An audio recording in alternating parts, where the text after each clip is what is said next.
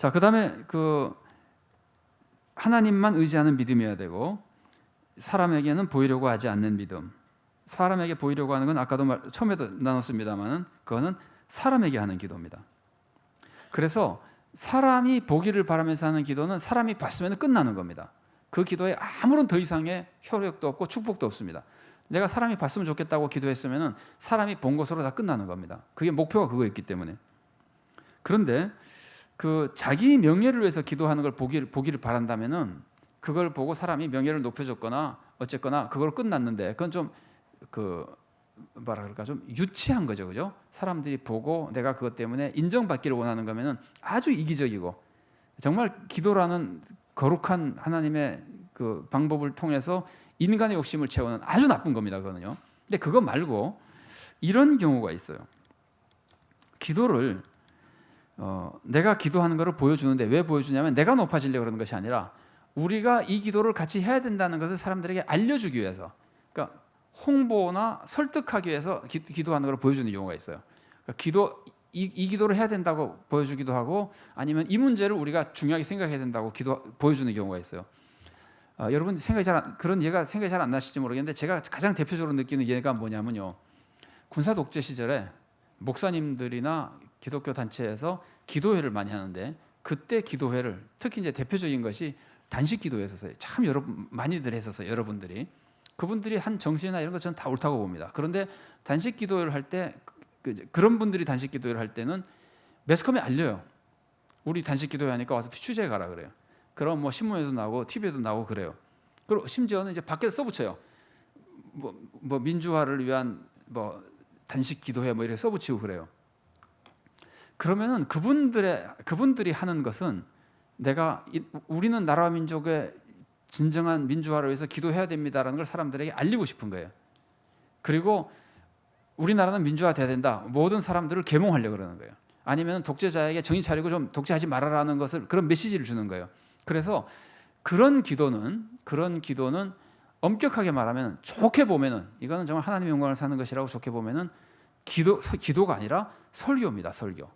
기도라는 행위를 이용해서 사람들에게 설교하는 겁니다. 우리 기도합시다. 우리 민주화를 위해서 정신 차리고 노력합시다. 아니면 독재자에 물러가라. 이런 전부 설교입니다. 좋게 보면은. 그게 뭐 사람들에게 보이는 것을 끝난다면은 그건 기도도 아니지만, 어쨌든 의미상으로 그것은 기도가 아닙니다. 기도는 사람들이 아무도 안 봐도 상관없고, 사람들이 그것 때문에 변화되지 않아도 상관없고, 오직 하나님만이 들으시고 하나님이 역사하시면 된다는 것으로 100% 만족하는 것이 기도입니다. 하나님께만 의지하고 하나님만 기대하고 드리는 기도. 그래서 지금 119쪽으로 가서요, 하나님을 믿는 기도는요, 하나님께 드리는 기도인데, 하나님께 드릴 때 하나님을 진정으로 믿으면은, 자, 이거 제가 한번 쭉 하다 보니까 약간 정리가 좀 잘 안 되는데 정리해 보겠습니다. 하나님만 믿는 기도, 우선 대상을 하나님으로, 그래서 사람에게 다른 목표를 가진 게 아니라 사람이 듣거나 보는 걸 아무 필요로 하지 않고 하나님만 딱 향해서 하는 기도고, 이게 하나님만 믿는 기도입니다. 그다음에 또 두 번째는, 그게 지금 119쪽 위에 거예요.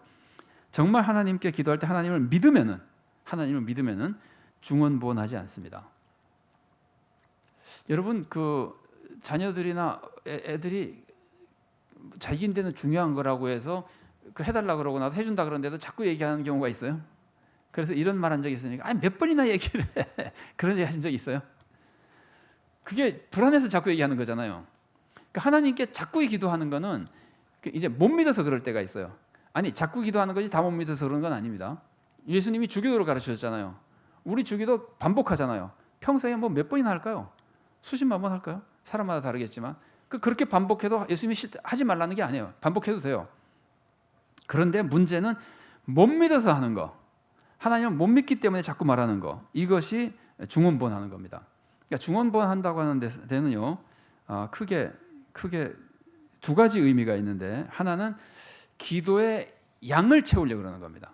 그래서 예수님이 오늘 우리 읽은 말씀 중에 이방인과 같이 중언부언하지 말라, 그들은 말을 많이 하여야 들으실 줄 생각하느니라. 여러분 혹시 이렇게 생각되지 않습니까? 내가 기도를 오늘 아침에 1시간을 했으면은 확실히 그날은 하나님의 복이 많이 임할 것 같고, 한 5분만 했으면은 좀 보기 안 임할 것 같고 그런 생각이 좀 들거나 그렇지 않습니까? 뭐 드는 게 자연스러운 건지도 모르겠어요. 근데 어쨌든 그런 것과 비슷하게 우리는 기도를 많이 하면은 하나님이 긴 시간 하고 예수님 말씀으로 말을 많이 해야 들을 줄 생각하느니라, 이 말씀은 하나님을 제대로 신뢰하지 못하는 거예요. 하나님을 정말 믿으면은 한마디만 해도 아무렇지도 않아야 되는 거예요. 예를 들면은, 그러나 아까 말씀드린 대로 하나님이 기도 듣기를 기뻐하시니까 하나님께 정말 교제하면서 대화하고 기도를 길게 할 수도 있습니다. 긴 게 전혀 잘못이 아닌데 길게 해도 되고 짧게 해도 되고, 예수님도 밤새도록 기도하셨잖아요. 그러신 적이 있거든요. 길게 하는 건 문제가 아닌데, 문제는 짧게 하면은 효과가 없고 길게 하면은 효과가 있고라는 생각 때문에 길게 하면은 하나님을 믿는 게 아니라 기도를 믿는 것이라는 말이에요. 내가 기도하는 나의 행위를 믿는 것이라는 말이에요. 그게 불신입니다. 그래서 하나님은 그걸 싫어하십니다. 그래서 중언부언하지 말라는 말의 한 가지 뜻은 양을 의지하지 말라는 거예요. 횟수나 양을 의지하지 말라는 거예요. 다만 간절함 때문에 기도가 길어지거나 간절함 때문에 똑같은 기도를 반복하거나 괜찮습니다. 왜냐하면 예수님도 같은 기도를 3번 하셨죠. 겟세마네 동산에서. 사도 바울도 같은 기도를 3번 했다 그러죠. 그 육체의 이 가시를 좀 제거해 달라 그러는데 하나님이 3번이나 기도했는데 안 들으셨다는 말이 나오잖아요. 그래서 반복하는 자체가 문제가 아니고 중언부언은 반복이 안 된다는 뜻이 아닙니다. 하나님을 못 믿어서 내 기도의 양이나 이런 거를 믿는 것이 중언부언입니다. 또 한 가지는요, 기도의 표현을 의지하지 않는 겁니다. 당시 우상 숭배자들은 우상의 이름을 부를 때 그냥 부르면은 응답이 잘 안 된다고 생각했어요. 그럼 뭘 붙이냐 하면은 많은 그러니까 호칭, 경칭을 붙여야 된다고 생각했어요. 위대하고 거룩하고 뭐 세상을 뭐 어쩌고 이렇게 해서 붙이는 거 있잖아요. 옛날에 이북에서 많이 붙였던 것들이 있잖아요. 그런 것들을 잔뜩 붙여야 신이 기분이 좋아져 가지고 응답을 해준다고 생각했던 거예요. 우상 숭배 특징이 제가 뭐라 그랬죠? 먹여 가지고 해결하려고 그런다 그랬잖아요. 재물 드리고 복 받으려고 그런다 그랬잖아요. 은혜를 의지하는 게 아니고, 그다음에 뭐 순종이 아니고, 이것도 기도가 하나님의 은혜를 의지하는 게 아니라 이거는 말잔치죠. 말로 하나님을 기분 좋게 잘 아부해 가지고 복을 받는다고 하는 게 그게 중언부언이에요. 여러 가지 표현을 써서.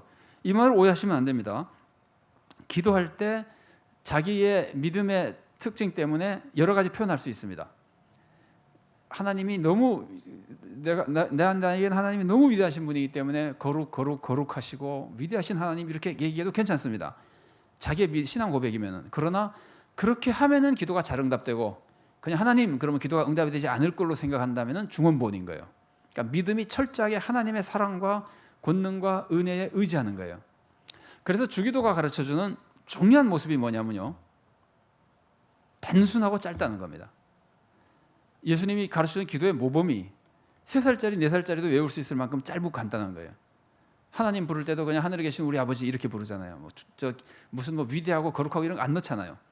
그거는 예수님이 그렇게 가르쳐 주시는 겁니다. 중언부언하지 않아도 된다는 걸 가르쳐 주시는 것이 주기도의 한 가지 교훈입니다. 그래서 하나님의 사랑과 은혜를 의지하고 이제 철저히 믿고 기도하는데, 하나님의 권능을 믿고 기도하기 때문에 기도에는 불가능한 것이 없습니다. 기도에는 불가능한 것이 없는 이유는 하나님께 불가능한 것이 없기 때문입니다. 자, 마가복음 11장 24절 말씀을 한번 같이 읽어보겠습니다. 화면에 띄워주시면은, 같이 한번 읽어보겠습니다. 그러므로 내가 너에게 말하노니 무엇이든지 기도하고 구하는 것은 받은 줄로 믿으라. 그리하면 너에게 그대로 되리라. 큰 거 작은 거요, 무엇이든지 우리가 하나님께 기도할 수 있습니다. 그래서 어떻게 보면은 자기 믿음의 분량대로 할 수도 있고 자기의 소명에 맞춰서 할 수도 있어요. 그 존 낙스라고 하는 분의 기도에 유명한 거는 많이 들어보셨죠? 스코틀랜드를 나에게 주시옵소서. 그러니까 내가 스코틀랜드에서 왕이 되겠다는 뜻이 아니고 어떻게든지 스코틀랜드를 내가 구원하고 싶습니다. 그러니까 우리 가정의 구원만을 위해서 기도하는 경우도 많이 있죠, 그죠? 그것도 그분의 믿음이고 그걸 탓할 필요 하나도 없습니다. 그런데 이 사람은 스코틀랜드를 전부를 구원하겠다 그러니까 그게 이론적으로 상당히 어렵거든요. 예수님이 그물 비유나 가라지 비유 같은 걸 보면은 안 믿는 인간들이 다 끼어 있고 한 나라가 다 전체 100% 복음화되고 이러는 거는 그 예수님의 말씀을 듣거나 하나님의 섭리를 보면은 그게 잘 안 되는 일이거든요. 그런데도 기도할 수 있잖아요. 무엇이라도 못할 게 없으니까 내가 스코틀랜드 국민 전체를 구원하고 싶습니다. 대단히 큰 기도죠. 양적으로 보면 하나님의 사랑을 믿고 기도하면은 역시 무엇이든지 기도할 수 있습니다. 아무리 약하고 작은 것도. 요한복음 14장 14절 한번 읽어볼까요? 예, 같이 한번 읽어보겠습니다. 내 이름으로 무엇이든지 내게 구하면 내가 행하리라. 사실은 아까 거랑 똑같은데 아무리 커도 아무리 작아도 그게 믿음이에요. 아무리 작은 것도 기도하는 것이 믿음입니다. 여러분 큰 것만 구하는 게 믿음이 아니고 작은 것을 구하는 게 어쩌면 더 좋은 믿음일 수도 있습니다. 작은 것을 구하는 사람의 마음은 어떤 마음이에요? 교만이에요, 겸손해요? 지극히 겸손한 거죠. 지극히 겸손한 거죠. 그래서 어떤 분이 이제 이런 그 유명한 부흥사인데 제가 그 부흥에 갔다가 들었어요. 근데 그 부흥사가 뭐라 그러냐면은 자기의 믿음은 10원짜리라 그래요. 오래전 얘기입니다. 한 70년대쯤 될까? 그 10원짜리라 그러면서 이분이 하시는 말씀이 왜 10원짜리인지 설명을 이렇게 하더라고요. 근데 통행금지가 있을 때예요. 그러니까 자기는 위장이 나빠서 자주 배탈이 난대요. 그러니까 배탈이 처음 한 예를 들면 9시나 이렇게 배탈이 나면은 기도를 해요. 근데 간절하게 안 한대요. 자기 말이에요. 근데 그럴 것도 같아요. 말씀 들어보면은 왜 하냐면은 안 나면 약 사 먹지 뭐. 그분 얘기예요. 그 마음이 있기 때문에 기도를 간절히 안 한다는 거예요. 그러다가 통행금지 시간이 지나고 나면은 간절히 기도한다. 이거는 이제 약도 못 사 먹으니까 큰일 났다 이 밤에. 그래서 이제 자기가 기가 막혀가지고 그 도대체 그때 그 활명수가 이제 대표적인 이야기인데 도대체 내 기도가 활명수밖에 안 되냐? 활명수가 얼마인지 자기가 조사해봤더니 공장도 가기 뭐 10원인가 했답니다. 그래서 그분이 내 믿음이 뭐 10원짜리라고 이제 이랬는데 여러분 공감이 되시죠? 내가 뭔가 다른 걸로 할 수 있다고 생각하면 기도 잘 안 하게 됩니다. 여러분 감기 걸려도 간절히 기도합니까? 그러나 무서운 병이다 그러면은 간절히 기도하게 되잖아요. 그러니까 뭔가 내가 할 수 있다고 생각하면 기도가 잘 안 되는 거예요. 그러니까 아주 작은 것에 대해서도 진심으로 하나님의 도움을 삼아 기도하는 사람은 정말 믿음이 좋은 사람입니다. 그러나 큰 것도 할 수 있어야 됩니다.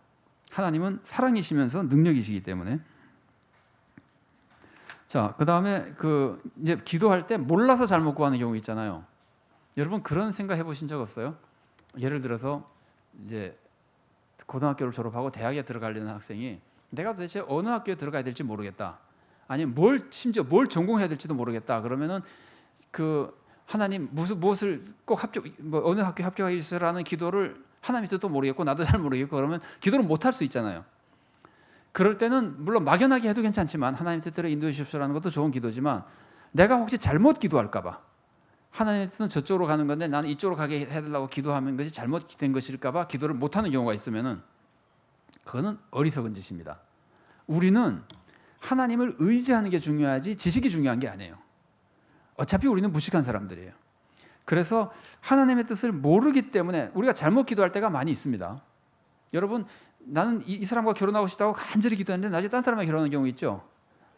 여기서 말하실 수는 없겠지만 그런 경우가 많이 있잖아요. 그러면 그 결혼해달라는 건 하나님의 뜻을 모르고 기도한 거잖아요. 그 죄 지은 겁니까? 하나님의 뜻을 몰라도 그 마음이 어떤 마음이에요? 하나님의 도움만 바라는 마음이잖아요. 하나님은 우리가 늘 말하는 대로 하나님은 우리가 잘못 구해도 고쳐서 주시잖아요. 그것을 여러분 우리가 기도한 걸 응답 안 해줄 때 위로받는 걸로만 생각하지 마시고 잘못된 것이라도 내가 진심으로 이게 하나님의 뜻이라고 믿고 하나님을 의지하면 기도를 하는 것이 심지어 잘못된 내용이라 하더라도 기도 안 하고 있는 것보다 훨씬 나은 거예요. 하나님의 마음을 생각해 보세요. 이 사람이 정말 나를 믿고 있구나. 몰라서 저렇게 기도하긴 해도 그럼 오히려 이렇지 않겠어요? 틀리게라도 간절히 기도하는 사람을 올바른 것으로 더 주고 싶지 않겠어요?